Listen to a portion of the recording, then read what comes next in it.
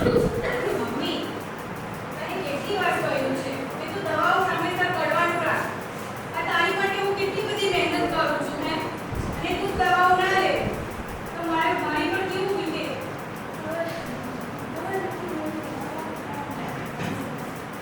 કેટલું સાચવીશ કેટલા માન લે આ દવા. ચાલે છે પાણી પછી તો ના પાણી.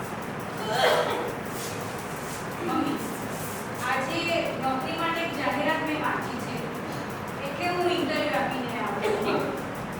જ્યાં સુધી હું ના આવું ત્યારે ક્યાંય જવાનું નથી, ઘરનું કોઈ જ કામ કરવાનું નથી, સમજી? સારું, ચાલ.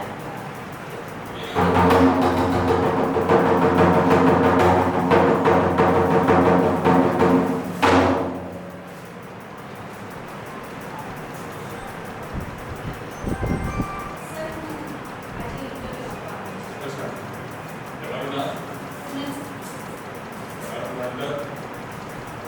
ટેમ્પો સુધી અભ્યાસ કરે છે. હા સર. ના સર, એકચ્યુઅલી હું ફ્રેશર છું, પણ ગણતરી ખૂબ સારી કરી જાણું છું. હમણાં તો કઈ જગ્યા નથી પણ એ હશે તો ચોક્કસથી બોલાવે. પણ સર, તમારે જગ્યા નથી ઓફિસમાં, જો હશે તો તમને કોલ આવી જાય. પણ સર, મને જયેશ, આને કાળ કામ કર્યું. પણ એમનો કોઈ એક્સપિરિયન્સ છે નહીં. અને જોતા એવું લાગે છે કે કામ તો સારી રીતે કરે છે.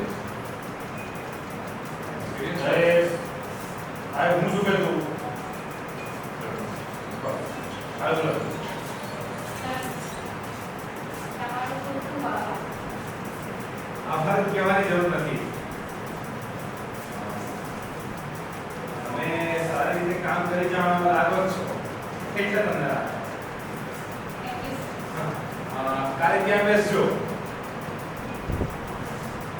ને ટિકિટ લઈ ભલે. આપણે હા આવી.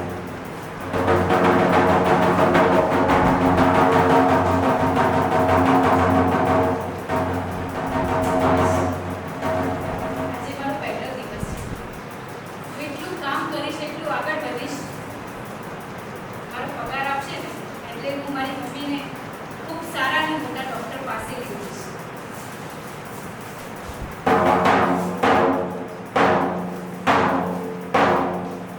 ટેબલ નીચે ખાલી પડી એ જોઈ લો.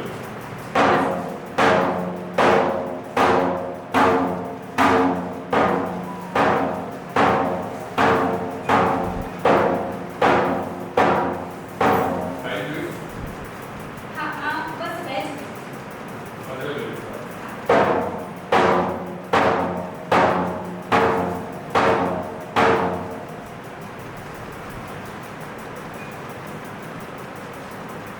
Good morning, sir.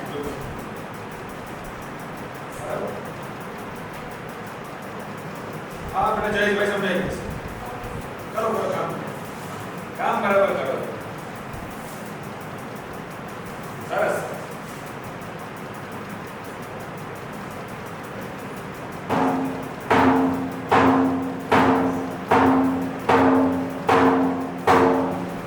ચાલો. હવે પછી કેબિનમાં બોલાવે.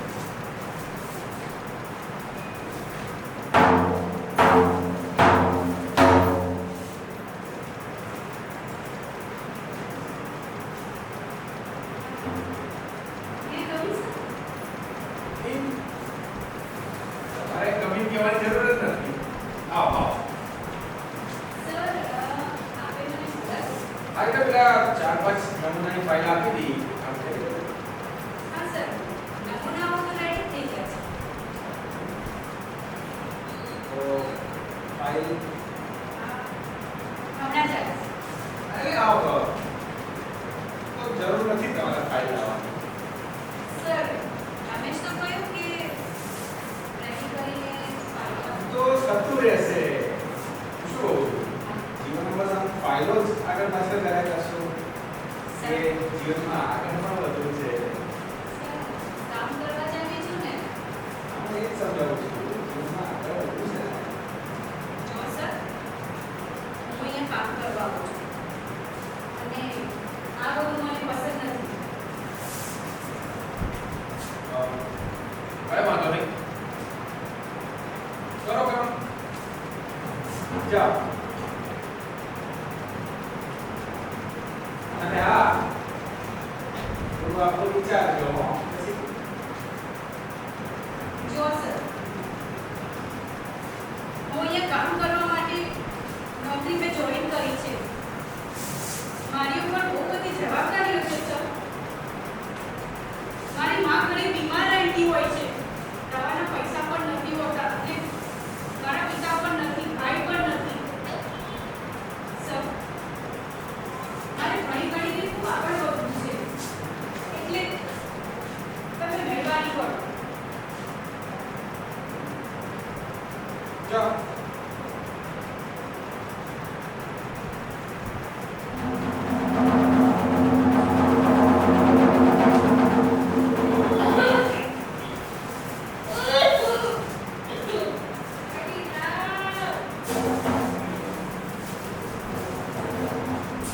મમ્મી, બધું સારું થઈ જશે હો. તું ચિંતા ના કર, હું નોકરી જઈને આવું.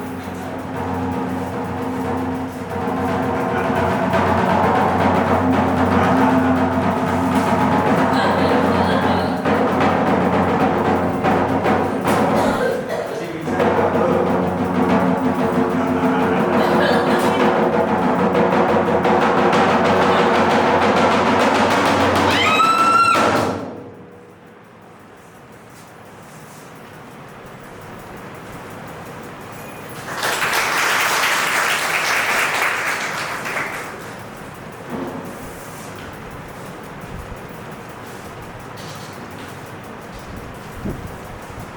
યાર, સોરી મેં તને આટલી મોડી રાત્રે બોલાવ્યો.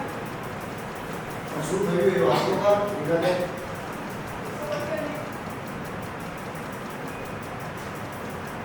બોલી શકાય એવું પણ નથી યાર. તું મને જરા વિગતે વાત બોલ, ભંગ ખોલીને વાત કર. એમાં ડરવાની ગભરાવાની જરૂર નથી. નિશ્ચિત વાત કર મારી જોડે. જો, તું તો મારા ઘરની સ્થિતિ જાણે જ છે ને.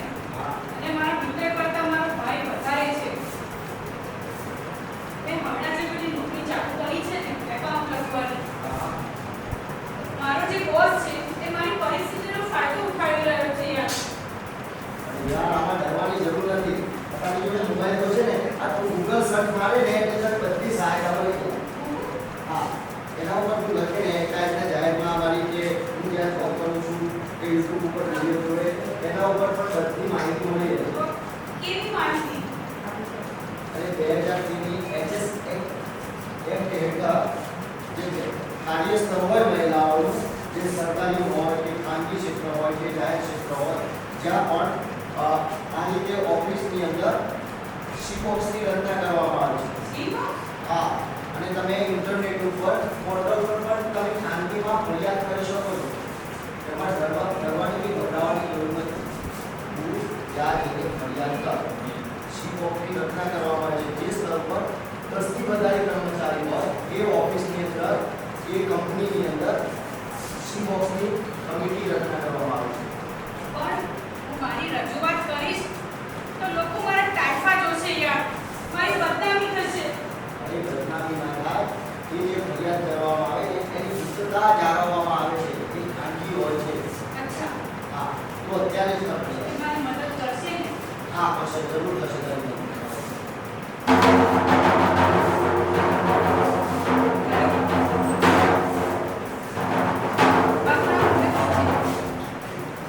હું અને મારી માં હવે નિરાધાર છીએ. મહેનત કરીને ગુજરાન કરીએ છીએ સાહેબ. અને મારો જે બોસ છે એ મારી પરિસ્થિતિનો ફાયદો ઉઠાવી રહ્યો છે. સાહેબ, હું નથી નોકરી છોડી શકતી કે મારી માને દવાના પણ રૂપિયા નથી. મારી મદદ કરો સાહેબ. તમારો બહુ મોટો ઉપકાર રહેશે અમારી ઉપર. હા, એડ્રેસ લખી લો નોકરીનું. હા, તમારો ખૂબ ખૂબ આભાર. હે ભગવાન, એવું કહેવાય છે કે જેની નીતિ સારી હોય ને અને ભગવાન કોઈને કોઈ માણસના રૂપમાં મદદ કરવા જરૂર આવી જાય છે.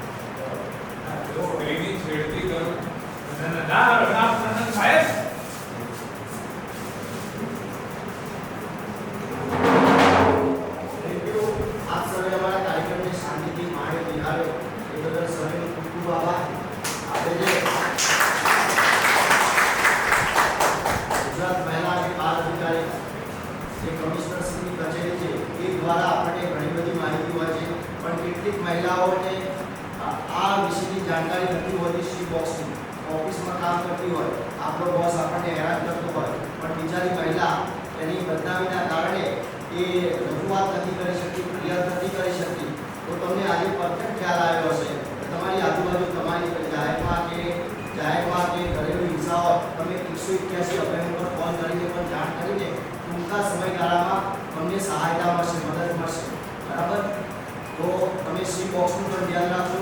તમારી જોડે આવું બને તો તમે ચોક્કસ આનો સહારો લેજો. અહીંયા ટોટલી આ પેનલ ઉપર જે છે એ ટોટલી માહિતી આપેલી છે, તમે વાંચો અને આજુબાજુ કોઈ પણ બહેનોને આ રીતે પરિસ્થિતિ પીડાતી હોય એમને પણ મદદ કરો.